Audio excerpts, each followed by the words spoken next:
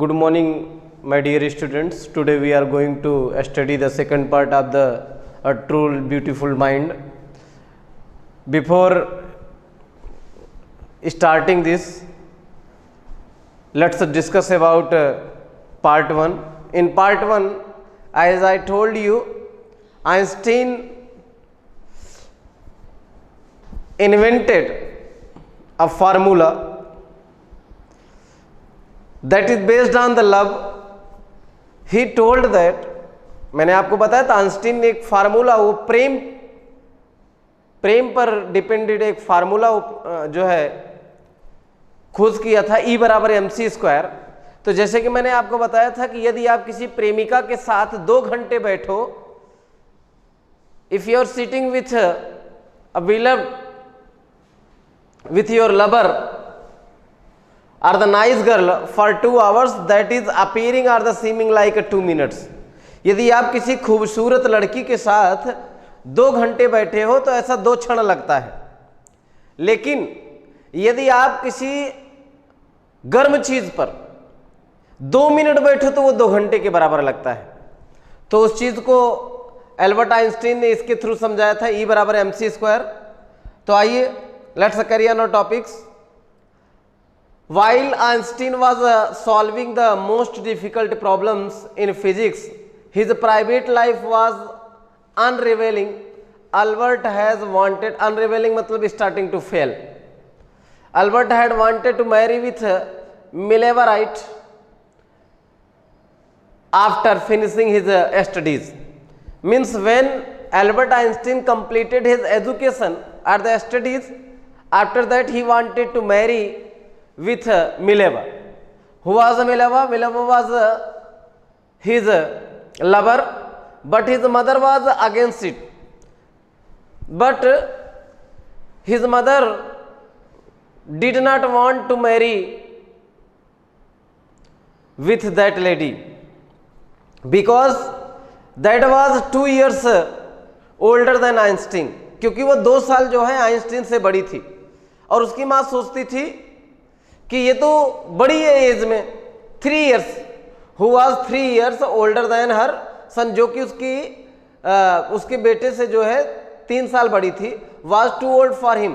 तो उसने बताया कि ये तो तुम्हारे लिए बहुत बड़ी है, she is older than you. She was also bothered by Mileva's intelligence, और दूसरी चीज वह मिलेवा के इंटेलिजेंसी से भी डिस्टर्ब थी। She is a book like you, his mother said. Einstein put the wedding off. अब जो है उसकी मां ने बोला कि she is also completely busy in her studies, she is just like you, so she did not want to get married Einstein with Mileva. इसलिए वह चाहती थी कि आइंस्टीन की शादी मिलेवा से न हो। और at last Einstein married with Mileva.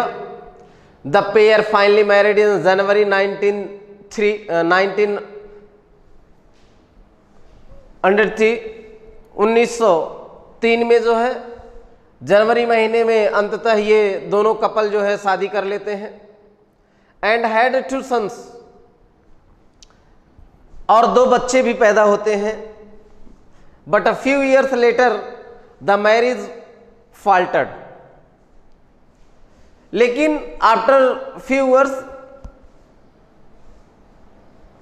There were disputes between both Mileva and Einstein. Mileva was losing her intellectual ambition and became an unhappy housewife because she was spending most of her time at home. She was very genius, as I told you. वो बहुत बुद्धिमान थी, Mileva भी, लेकिन अधिकतर उसका समय कहाँ जाता था? घर पे जाता था। इसलिए वह she was completely bored with her life, वो अपने इस जीवन से बोर हो चुकी थी। और इसलिए जो है after years of constant fighting, बहुत ज़्यादा हमेशा दोनों में नोक झोंक होती थी, लड़ाइयाँ हुआ करती थी, द कपल फाइनली डिवोर्स्ड इन 1990. तो they get married in 1903 and they divorced 1919. It means 16 साल एक दूसरे के साथ बिताए, 16 साल के बाद उन्होंने डिवोर्स दे दिया. Einstein married his cousin Elsa the same year, और उसी साल as he divorced means as Einstein divorced, after few months in same year he got married with his cousin Elsa. वह एल्सा से जो है शादी कर लेता है. अब देखिए यहाँ पर उसके कुछ और भी हम उससे लाइफ से रिलेटेड कुछ टॉपिक्स हैं, उसके विषय में we are going to discuss. Einstein's new personal chapter coincided with his rise to world fame. अब देखिए यहाँ पर जो उसका नया टॉपिक था जो विश्व में प्रसिद्धि को पाने की थी, in 1950 he had published his general theory of relativity. उसने जो है जो रिलेटिविटी की थ्योरी थी उसको 1950 में पब्लिश कर दिया, which provided new interpretation of gravity. तो जिसने जो है किसको एक्सप्लेन किया? ग्रेविटी को. You know completely about the gravity. What is the gravity? An eclipse of the sun in 1990 brought proof that it was accurate. और जब सूर्य ग्रहण हुआ 1919 में, तो जो उनकी थियरी थी ग्रेविटी वह इस बात को प्रूफ कर देती है.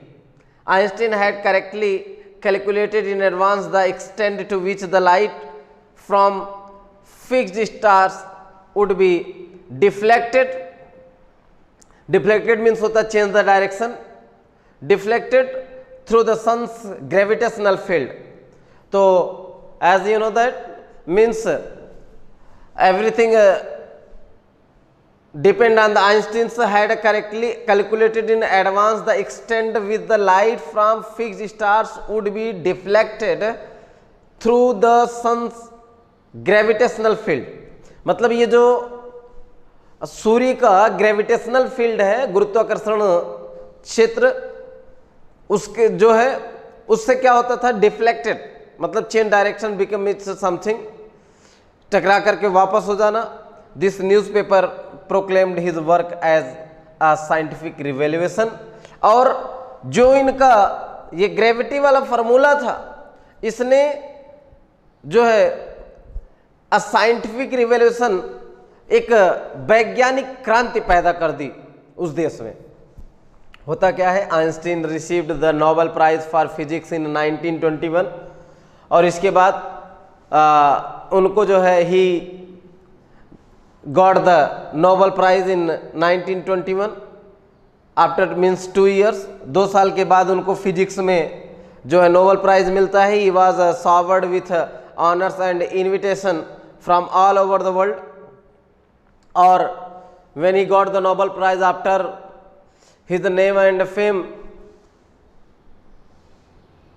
expanded in all over the world, means all the countries wanted to call him.